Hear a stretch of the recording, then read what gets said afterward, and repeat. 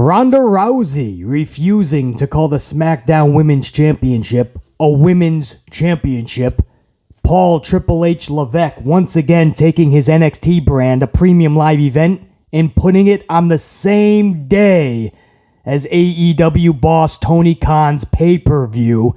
And New Japan Pro Wrestling president is furious at a WWE superstar for double booking.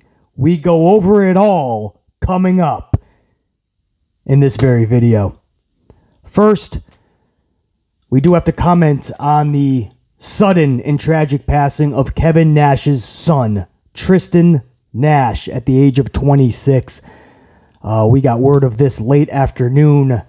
Yesterday, Kevin Nash and his wife Tamara sent a message over a statement to Fightful, and Sean Ross Sapp broke the news. The statement reads as follows: "On behalf of Kevin and Tamara Nash, I have to unfortunately report that their son Tristan Nash has tragically passed away at the age of 26. Tristan recently started working on Kevin's new podcast, and the two enjoyed their time together. The Nash family asks if you could please respect their privacy during this time." And that's exactly what we will do. All the power, support, love, and strength to the Nash family this morning and going forward. And rest in peace to Tristan Nash. Gone way too soon.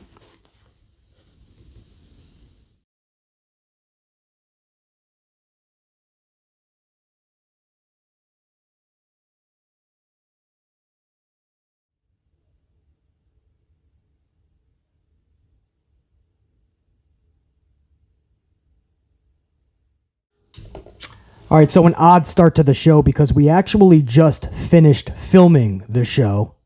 And the second I was done recording, it came across to my attention that CM Punk and Tony Khan are close to a buyout. This is exactly what BC told you was going to happen way more than a month ago, or right after the situation that happened at All Out. Days after, I said, I don't see how Punk comes back to AEW. I don't see how that's going to help the locker room that is just trying to heal right now from all the turmoil. And I don't see how Phil Brooks would be happy in that locker room. And if you have everybody back, Omega, the Bucks, and Punk, more people are going to rally around the EVPs, whether that's because they have power or they just have more of the locker room's respect. A lot of people just don't like Phil Brooks in the locker room. And vice versa. I don't think Punk was too fond of a lot of them. It just didn't work.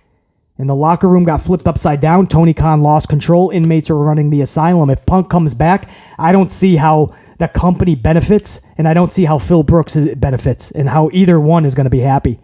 And you say, BC, the company benefits because of numbers. Guys, the numbers were never astronomical at all.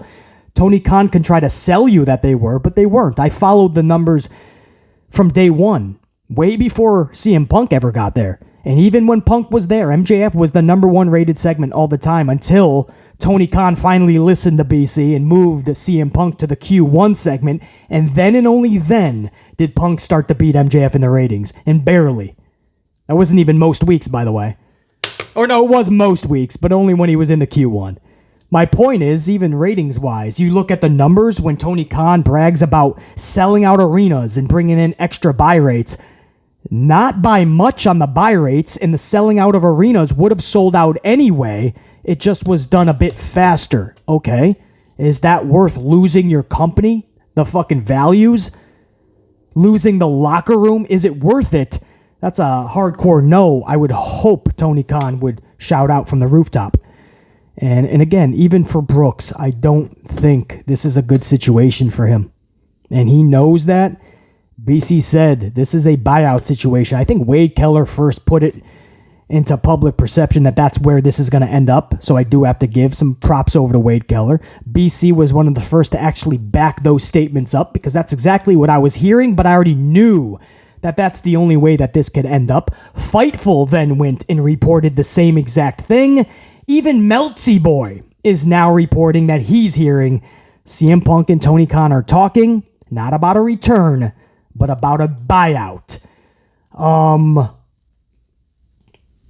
Early Friday morning, the newest report confirming what Fightful had just recently said, that AEW had been in contact with everybody involved in the All Out incident. That's why Ace Steel was just released as well. And they can resume the conversation with CM Punk. Not about a return, but about the buyout. And if you're wondering why hasn't it been done, I mean, just pay him what he's left the years on his contract. Well, it's because Tony Khan, and this is smart, Tony Khan has a bit of a roadblock here before he just throws CM Punk the money that he's owed and says, hey, nice knowing you, hope to see you never. Before he can throw that money to CM Punk, he wants to institute a little bit of a non-compete clause, like we usually see with World Wrestling Entertainment. He wants to make sure that he's not just throwing him all this money and Punk can just now go work for World Wrestling Entertainment. Could you imagine Triple H, Paul Levesque calling up Phil Brooks? I mean, they can't stand one another. But it's all about business, man. And I always said from day one, you haven't seen the last of CM Punk in WWE. You're going to see him. I don't know if it's a Hall of Fame induction, if it's for a storyline, if it's just to show up on a Monday Night Raw to say hello. I don't know. But you haven't seen the last of this dude.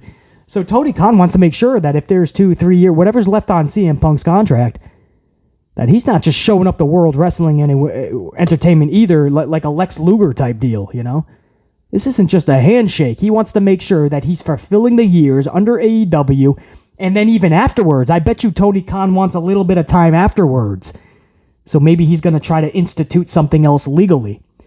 But that's huge news, guys, because BC has been saying this for a while. Other entities like the Wade Kellers and even Fightful, even Meltsy Boy now, it's good to see everybody finally coming around on the same page and knowing that what's best for AEW's business is cutting ties with Phil Brooks. What's best for CM Punk is cutting ties with AEW because it just didn't work.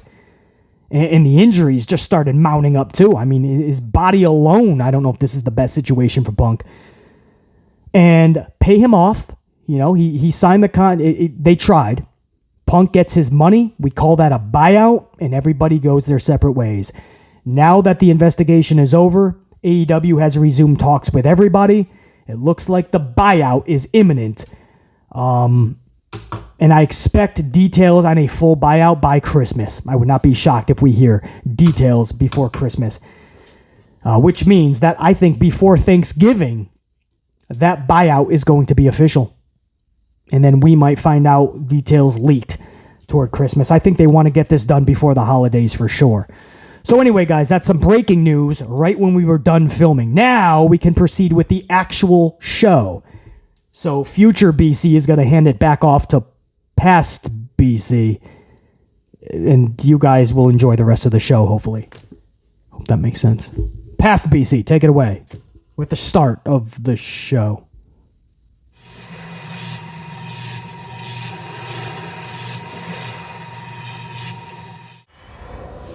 Yeah, very odd. So strange. Life is strange, man. Just Tuesday night, William Regal is looking MJF in the eyes and talking about how he is 26 years old. He's basically got the world at his fingertips. Sky's the limit. There's no ceiling because he's so damn young. The world is in front of him.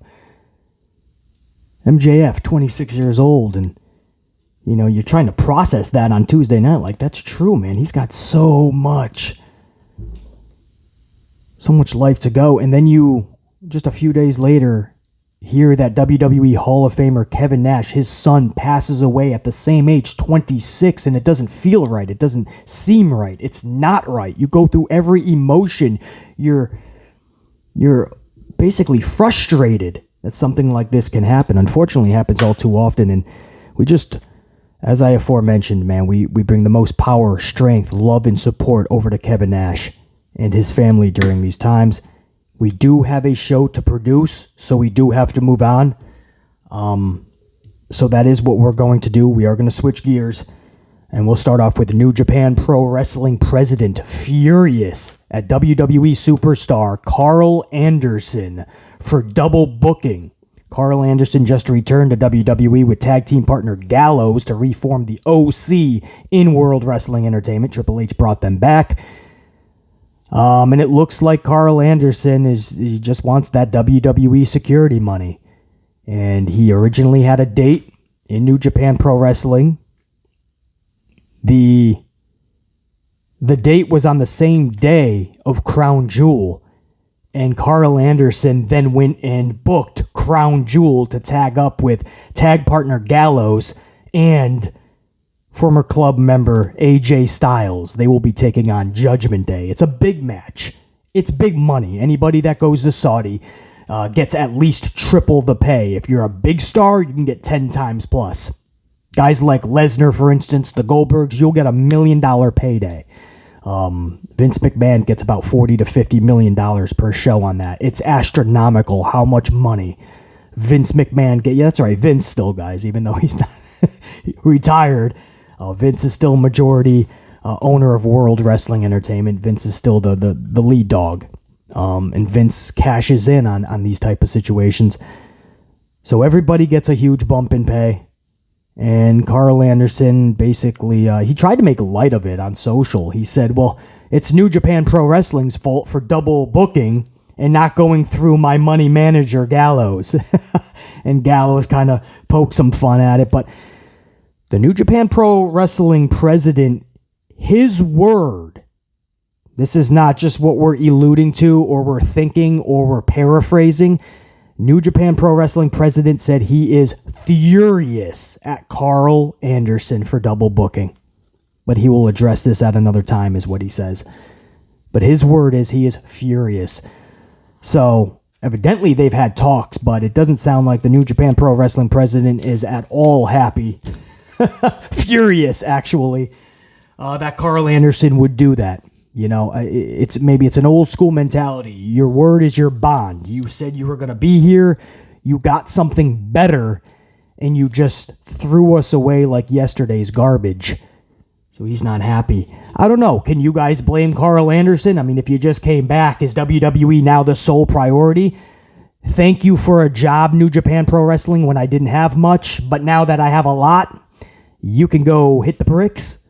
Or do you guys think that he should have honored New Japan Pro Wrestling, skip Saudi? Triple H will have to understand, come back to work on Monday. Eye of the beholder. You know, it's one of those life things where you take a job and then something immaculate comes up and you're just like, oh no. Do I tap into the moral code? Do I be that stand-up guy, my word is my bond, or do I go with the money, go with the best career choice for me? And then you have to ask, is that the best career choice? They've already canned this tag team in the past. You say, well, Triple H wouldn't do that, BC, but if Nick Khan wanted to make some fucking cuts like he's done in the past, that'll happen, you know, and then you're out again, and then you just burned bridges, right? You burned the bridge of a New Japan Pro Wrestling. Maybe you burn the bridge of an Impact. So you don't want to burn bridges either. I don't know, man. That's just, that came across my desk about 30 minutes before I was about to start recording, and I thought that was interesting because the way that Carl Anderson was joking about it, it seemed like they had a talk, everything is ironed out, do Crown Jewel, come back, all will be good. Doesn't sound like New Japan Pro Wrestling president is having this shit. Not with Carl Anderson. I'll be absolutely following this story as it goes further into Crown Jewel, which is just a few weeks away. Couple weeks, actually. Couple weeks. So that's the front with some New Japan Pro Wrestling news. Ronda Rousey. Let's switch gears, man. Ronda Rousey has been making headlines with her. I think it's a podcast. I don't know. She's being successful because she's saying ludicrous shit and it's catching the fucking news cycle waves. So hey, controversy is cash. If it brings people to the table, then all the best to Ronda Rousey. I really hope she doesn't believe a lot of the shit that she is saying, though. You guys know, if you're new to the channel, I'll tell you right now, I like Ronda Rousey. I was talking about, I don't usually say I'm a fan of somebody, right? It's very minimal. Bray Wyatt, I'll say I'm a fan of. Jay Lethal, Briscoe Brothers, Io Shirai, Sasha Banks. You know, I keep it to about a handful, maybe leak into a second handful. But I just don't claim I'm a fan of everybody. You really got to show me something. I've always liked and enjoyed the work of Ronda Rousey, even in UFC. Even when she was losing, there was this entertainment factor you couldn't look away from with Ronda Rousey. In WWE, she has a lot of detractors. People call her, Ronda Drowsy, Ronda Lousy. She's boring and this and that. I get you, man. The booking for Ronda Rousey, as a fan, I'll say this. The booking of Ronda Rousey has been atrocious. How do you screw up somebody like Ronda, who's just a badass? You go in and you present her as somebody that would, you don't actually do it, or you find creative ways to do it if you're gonna, but could easily go through the roster, and that one or two mega baby face for the women is gonna stand up and stop the fucking tide from taking over the town, right? And unfortunately, they didn't do that, so no huge baby face was born from Ronda. In fact, Ronda became a face instantly instead of becoming a diabolical heel. And then they just didn't book her correctly, man. She's smiling to the ring. She's bouncing. She's having long matches that don't make sense. The booking for Ronda has just been atrocious. It's the bottom line. And before you knew it, half the fan base just didn't give a fuck about Ronda Rousey. I don't even know how that's possible, how you can capably do that.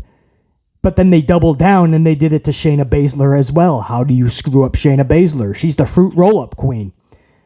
If you're ever taking on Shayna Baszler, easy way to beat her. Within the first 2 minutes, roll her up. She can't kick out. She's like a fucking turtle that's been flipped upside down on her back. Hey, get up. You ever see the Christmas Story? The little brother who's in the big Christmas fucking onesie.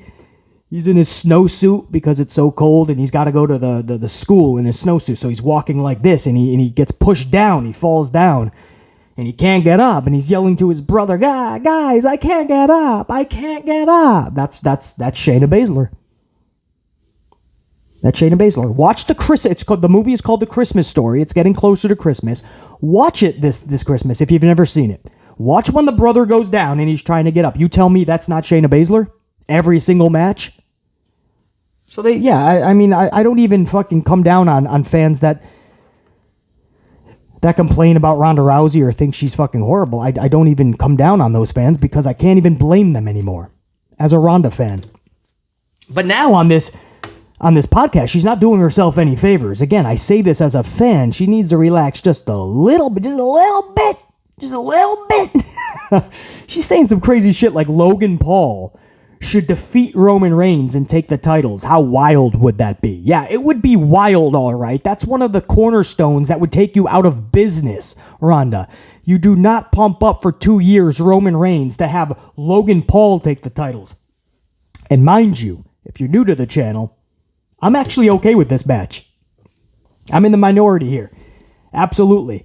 Logan Paul versus Roman Reigns is a no harm, no foul situation. It's crown jewel. These were just supposed to be mega events for Saudi Arabia, and Vince just decided, hey, we might as well put this on pay-per-view type format. Put it on the peacock. Put it on the cock. Why not? So it's like a B or C rated event. Where's the harm and foul here? It's not like it's SummerSlam. It's not WrestleMania. Roman is barely on fucking TV anyway. Let him have the exhibition match. I mean, the way that fans complained about this from the jump was just so wild to me. Just let them get their payday. If they think that Logan Paul can help them out, let them try. If it's WrestleMania, if it's SummerSlam, it's a Survivor Series, Royal Rumble, okay, BC will join in the cause with you. But I'm okay with that match. But it's an exhibition. Roman has to walk out with the titles. We all know this. For Ronda Rousey to claim that, that's just astronomically ludicrous in the most amplified of measures. But she also goes and says, first of all, she said that way back, several months ago for Backlash, she almost called WWE out because there was only one women's match on the card. Can't say I blame her. She should actually be thankful there was a women's match on the fucking card. Because that's not always the case in pro wrestling, even in 2022 with immaculate women's wrestlers. These promoters don't quite know how to promote the ladies. And the ladies, because of that, they suffer mightily. Because they go out, they do their thing, the fans don't give a shit, So the ratings reflect that. The promoters see the ratings. So then the women get even worse booking/segment time. And it's a vicious cycle. So nobody really wins there. We have to find a way, and it starts with the promoters, to make the fans, especially here in America, for some reason, wrestling fans they're not gravitated. They're not captivated by women's wrestling, and the ratings show you that. And that's so odd, because there's a lot of really good women's wrestlers and really good women's storylines over the past couple of years, especially. And fans just like to skip it. Turn the channel, and the promoters get scared at that point. Triple H with NXT, he never shied away, though. He kept going with the women, even still to this day. On the main roster, it's almost like Vince McMahon is still booking. Vince McMahon is still in total control, because the women still are just so oddly booked on the main roster. But NXT, you still see a lot of shine with the women. But the point is, Ronda almost called them out on Backlash, but she decided against it. And now, going into Extreme Rules, she had a conversation with Stephanie McMahon and Paul Levesque, and she said she no longer wants to call the Women's SmackDown Championship Women's. In fact, she wants Women's to be taken out of the titles. The name, the title Women's, she wants it out of the title, so it's just the SmackDown Championship or the Raw Championship, which would blur the lines once again. We tried this. Was it NXT, or did we try this on the main road? We tried this once, and it did not last. I mean, there was blurring the lines. Nobody knew what title we were talking about. But WWE refused to do that. In Ronda's words, actually, and I want to do a slight cut there because I wanted to make sure I got the exact quote from Ronda Rousey, which is as follows about this whole situation. Ronda says, and I quote, "I don't want to say women in the title anymore. And I think they are kind of resistant to taking it out." You think, Ronda? She says, so then I was like, can I just not have to say it? So that's kind of where we're at now. So let BC sum that up for you. She went to Paul and Steph and said, I don't want to use the word women's in women's champion anymore. Paul and Steph were like, okay, no. Like, what the fuck? You're a division, man. The women's division. We tried this once. We confused everybody. Please don't do this. So she's like, well, fine. If you're not going to take it out, I don't want to say it anymore. And Paul and Steph were like, whatever. Ronda, just go play somewhere, please. Where's your kid? Go play with your kid or something. Fine. Don't say it. I'm sure that was a headache for Paul and Steph. And for Vincent Kennedy McMahon, too. So that's where we're at. Again, I haven't listened to her call the title whatever she calls it, so it's going to be interesting going forward to see if she uses the word women's. You know, does she fuck up and accidentally say it? Does she stay true to her words? It's going to be interesting. And it opens up the conversation. Do we take the word women's out of championship? We did this before. I think we tried this in NXT. It blurred the lines. It did not fucking work. It was totally stupid to BC. I mean, we're so concerned with everybody being equal in 2022 that we stopped embracing being the minority of the majority. If you have 100 motherfuckers making fun of Italians, I'll go right through the 100, get myself on a pedestal with a t-shirt that says proud to be Italian. You know what I mean? Like, embrace being unique, bro. Being the minority of a majority is fun as fuck, man. Find something that makes you unique and put that shit on a pedestal. In world wrestling entertainment, in pro wrestling, every roster is dominated by men because that's how pro wrestling was structured from the beginning of time. Now, if you want to change the numbers of that, go ahead. But until you're like 75 men, 75 women, no, you are still a division. You know, it's the same reason we don't call the tag team, the SmackDown and the Raw tag team titles. We just don't. There's a reason we don't call them the titles, the SmackDown titles and the Raw titles. We have to use the word tag team. I hope that makes sense. Could you imagine taking the word tag team out of that? I mean, the Usos are just SmackDown and Raw champions now, but I thought Ronda is the SmackDown champion. I thought Bianca is the Raw champion, but then again, I thought Roman is carrying both buckets. You're a division, right? The tag team division, and you are the champions of the division. The women are still a division. I mean, as much as we, in 2022, we're fast-tracking everything to be equal. I say this a million times. Of course, in the world, in terms of human decency, of course, we should all be equal, right?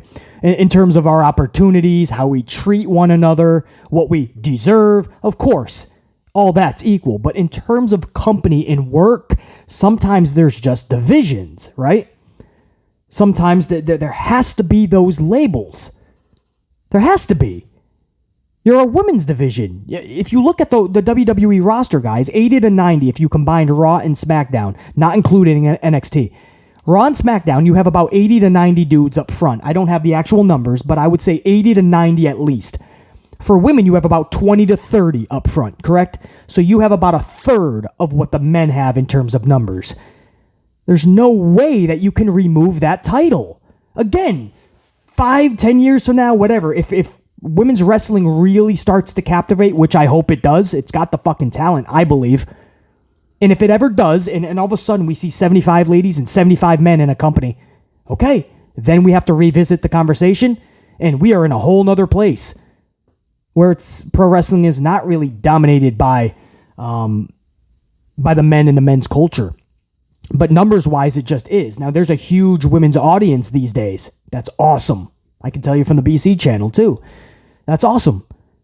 But it's still dominated by the dudes. I mean, that's just pro wrestling since the foundation. Are the tides turning? Hopefully we could get more of the influx of women. And I'm not just talking about in numbers, but storylines that matter more. We will give them more of a chance. Characters that fly off the screen, of course. But just ripping the term women's off of it when you only got 20 to 30 superstars up front, I don't see how that's going to help the company. I'm really not. And we're just so... In 2022, we wake up every morning, right? All these fucking college kids, they wake up every morning and they just want to change the world, man. By just changing history and fucking going from 0 to 100 without crossing any fucking T's or dotting any I's. They just want to go from 0 to 100 and change everything. It's like, whoa, you're not thinking this through, bro. Let's take steps. You know, if you want to revisit this and it's much more in terms of numbers on fair ground in the future, fine. I don't like this idea of stripping the name of women's off of women's champion, and I feel it's an injustice to the women's division, man. It's like, why are we so in 2022? We are so we're so concerned and too eager to the ladies not identify as ladies. Like you just want to be so equal to men in 2022. And it's almost like taking what makes women beautiful, it's almost taking that away. I mean, you just want to be so masculine, right? Men are being demasculized and the fucking women are the women are driving the fucking monster trucks now on the highway. The dudes are in Priuses. I'm like, what's happening with the world, man? You know? Embrace what makes you so fucking unique and special. You know, it's okay to be a woman. And it's almost like the term in 2022 is, it's like a bad word. Yeah, woman, so what? What's that mean? I want it out of the title. I'm a champion. Yes, a champion of a much smaller division. It's still a division, and I can't say that enough. I don't know what Ronda's not thinking about here, man. Embrace being a women's champion. Again, if the numbers ever, are way more even in the future, you got 75 ladies up against 75 or 80 men, okay, then we will talk about it, no doubt. Because obviously the world of wrestling has changed astronomically. But we're nowhere near that, man. Let's chill on that. Just stay the women's champion, Ronda. It's okay. I don't know, man. I don't know how you guys feel about it, man. Drop it down below if you got any if you even care about that, because I know it probably gives you a headache too. And then finally, I want to touch up on Triple H, Paul Levesque. He's bringing another event head-to-head with AEW. It's actually ROH's pay-per-view. Let me try to find this up too. So this is what the report has up. Tony Khan is bringing Ring of Honor their next pay-per-view on December 10th from the University of Texas at Arlington. Now, Tony Khan is starting that at 4 p.m. That's a Triple H thing that he did with his NXT event on, what was it, SummerSlam weekend when they were was that against All Out? I think that was against All Out, right? And All Out was at 8 o'clock and NXT was on at 4 o'clock, something like that. So ROH will be hitting the airwaves pay-per-view Final Battle at 4 p.m. December 10th. That's the same day that Triple H, Paul Levesque, will be having his own premium live event scheduled to start at 8 p.m. We don't have the exact event name, but word is that it's already been made official in WWE headquarters. They are going to put a special premium live event on December 10th, the same day as Tony Khan's ROH Final Battle pay-per-view. And it's going to be, we think, at 8 o'clock. So you say, okay, well, at least time-wise, it's not head-to-head. But this hurt AEW the first time around. If it was All Out, you remember 2021's buy rate for All Out was 215,000. This year, they pulled in 139,000. You can't say that that was not because of NXT's premium live event. That was absolute. I mean, that's 61, 70. That's almost 80,000 buys gone from last year for AEW's. Had to do another slight cut there. I had to make sure that it was All Out, guys. Now, Double or Nothing was kind of entering my dome piece. No, it was All Out. And that got affected greatly. 135 to 139,000 buys. Again, that's down from the 215. You got to believe that lead-in, man, fans got fatigued. And if they were going to buy that, right, they were just waiting to the final minute to see, I'm 80% going to buy it, 70%. I just want to make sure. And then they caught NXT, 3 hours of wrestling. They got drained, and they're like, there's nothing more I need to see. A lot of fans most likely did that. So now you flip the script, right? AEW, you got to believe, or ROH, you got to believe that that's what they're holding on to. Maybe we can drain the audience by the time it hits 8 o'clock. Paul Levesque is hoping that because he's a more notorious brand than ROH, that brand is more known than ROH, maybe the buzz will be on his pay-per-view and take the steam away from ROH, which is already not going to cap 85, 90,000 buys. I'd be, unless they put a lot into this, I doubt very much they're going to pull 100,000 buys and be only 35 to 39,000 buys less than AEW's All Out. I don't see it happening. So H is going to keep that date like he has done twice already. He refuses to move the date, and nor should he, right? All is fair in love and war. And he's going to try to take the steam, the momentum away from anything that ROH is going to build leading into December 10th. But again, Ring of Honor, December 10th, 4 p.m. Eastern time, very odd. And maybe he did that because he was tipped off that Triple H was bringing a pay-per-view to meet him head on at 8 o'clock that same night. NXT, we still are awaiting what name that is going to be for NXT. And that event is going to be held at the Performance Center, guys. So if you're looking for tickets or where's it going to be, what arena, BC, it's still in the preliminary stages, but it's said to be being held at the Performance Center. So good luck trying to find a fucking ticket. But that's the news on that, man.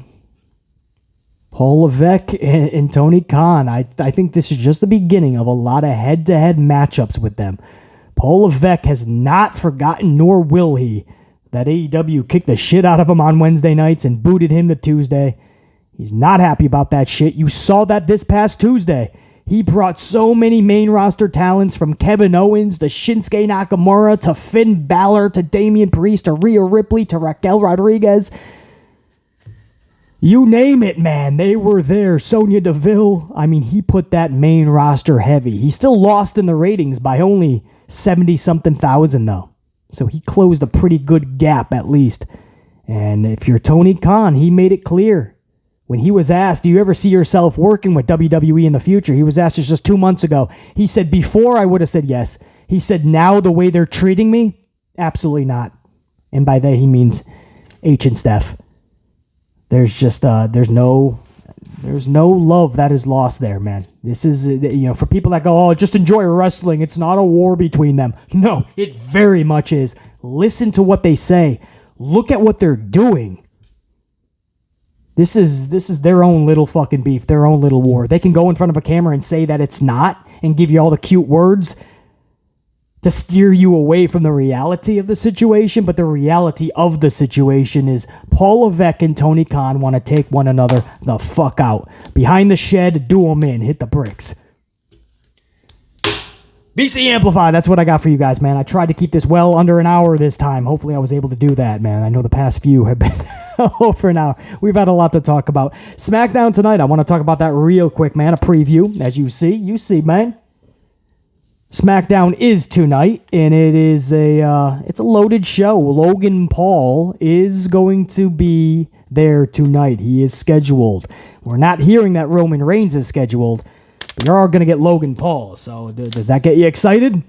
You're also going to get a championship match for the tag team titles. Is that okay, Ronda? Damage Control, Io Sky, and Dakota Kai versus Raquel Rodriguez and Shotzi for the titles. I love Shotzi, I really do. I don't see how Shotzi's getting a fucking tag title match already. But she's just a replacement for Aaliyah while Aaliyah is injured. So Raquel is going to get a 17th title match in 2 months. Go figure.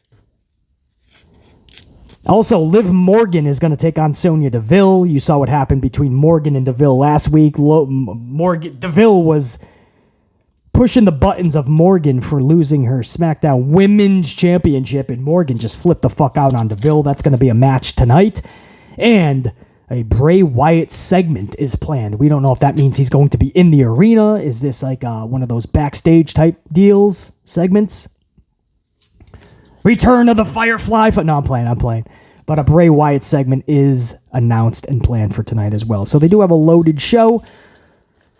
We'll see what they can put together. And BC will absolutely be with you guys tomorrow in some form or facet with the SmackDown review for 10/21/22. Until then, top guy, BC, and I'm out. Check you later.